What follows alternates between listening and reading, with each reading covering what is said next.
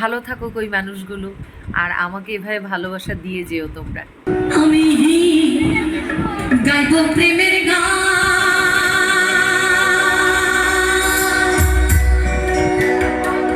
আসলে যত বৃদ্ধ আসে চতুর্দিকে বৈশাখ শুনে বৃদ্ধ নওজোয়ান, প্রাণে আর দিও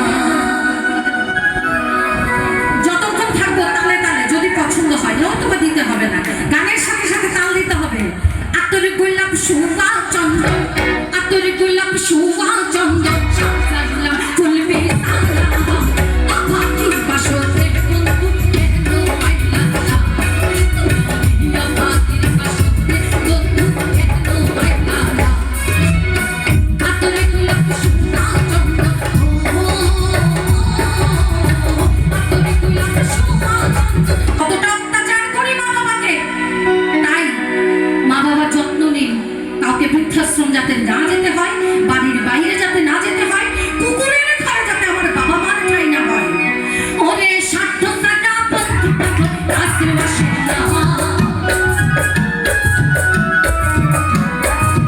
বিনা স্বার্থে দুনিয়া কেউ ভালোবাসে না। স্বার্থ টাকা আশীর্বাসে না, বিনা স্বার্থে দুনিয়া কেউ ভালোবাসে না।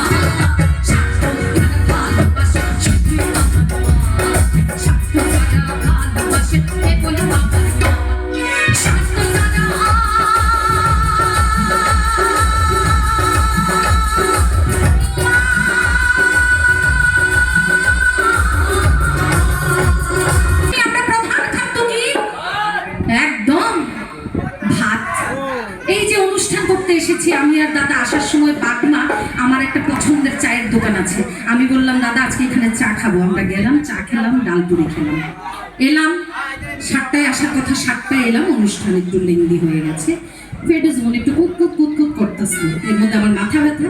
তাড়াতাড়ি আমার এই দাদারে দিয়ে আমি বড়া আনাইছি, আর এই দাদা এখানে নিমকি আনাইছে।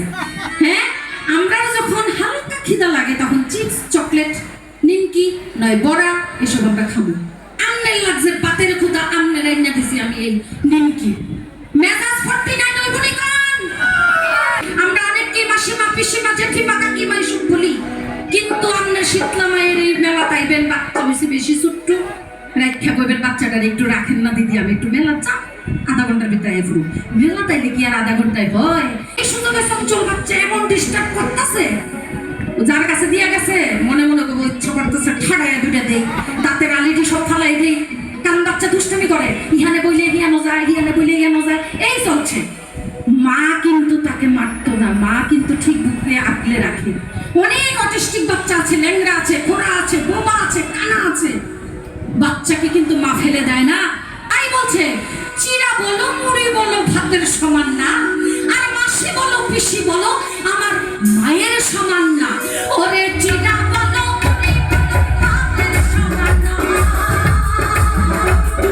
মাসি বলো পিসি বলো মায়ের সমান না। চিরা বলো মুড়ি বলো ভাতের সমান না, আর মাসি বলো পিসি বলো মায়ের সমান না। সুন্দর দেখো কইরা দিও মূল্য পাইলো না।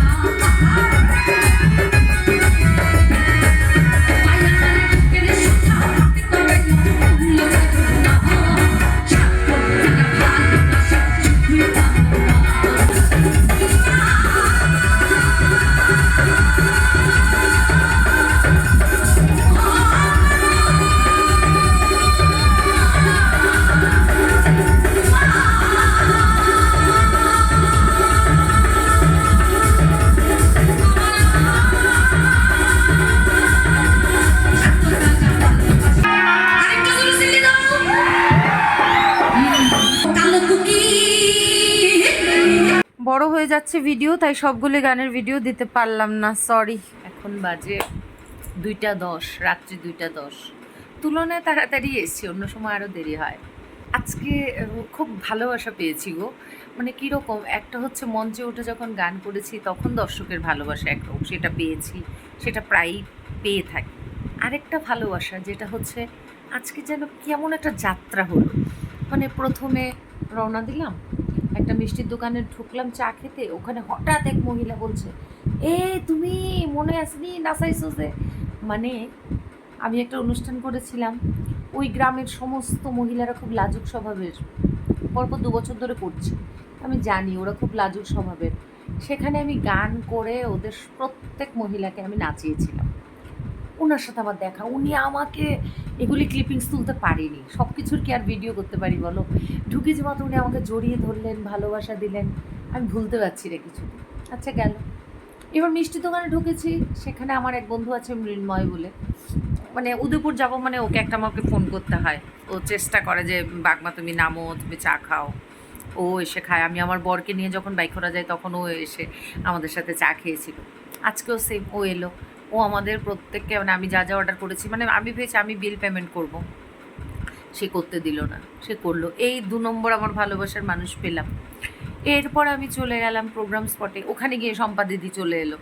দুপুরবেলা আমার ফেসবুকের পোস্ট পেয়েই বলেছে যে ওখানে আমার বাপের বাড়ি, তুমি এসে মাত্র আমাকে ফোন করবে। আমি বললাম দিদি ফোন করতে পারবো না, ভুলে যাই আমি প্রোগ্রামে ঢুকলে, তুমি বরং আমার সাথে কন্ট্যাক্ট করো। ঠিক ঠিক দিদি আমার সাথে কন্ট্যাক্ট করলো, মেলাটা ঘুরলাম।